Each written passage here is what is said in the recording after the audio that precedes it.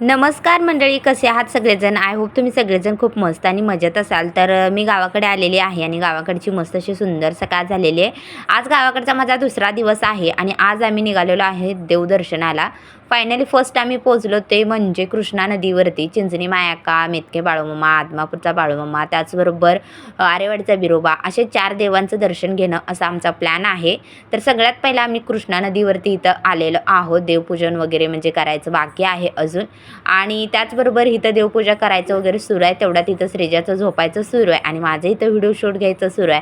आता या म्हणजे जे काही देवदर्शनाचा पूर्ण लाँग व्हिडिओ मी चॅनलवरती अपलोड केला आहे. एकदा नक्की बघा. मस्त असं देवाचं दर्शन वगैरे तुम्हाला करायला भेटेल किंवा तुम्हाला देवाचं दर्शन पण भेटेल. आणि बघू शकता इथं चिंचणी मायकाचं मंदिरसुद्धा तुम्हाला मी डिटेलमध्ये दाखवलं आहे. मेतकेचा बाळूमामा, त्याचबरोबर आदमापूरचा बाळूमामा आणि आरेवाडीचा बिरोदेव, हे सगळे देवांचं दर्शन तुम्हाला एकाच ब्लॉगमध्ये होणार आहे.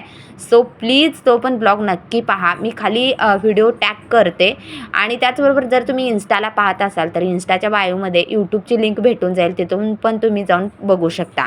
तर चिंचणी मायकाचं सत्व तुम्हाला काय सांगायचं, म्हणजे इतकी म्हणजे वल्ल्या वटक्या झाडाला आग लावणारी ती देवी आहे. हकेला धावणारी, नवसाला पावणारी आहे.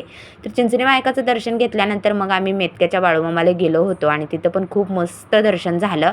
आणि लहानपणापासून मी फर्स्ट टाईमच ह्या मंदिरात गेले, मात्र खरंच खूप मस्त वाटलं.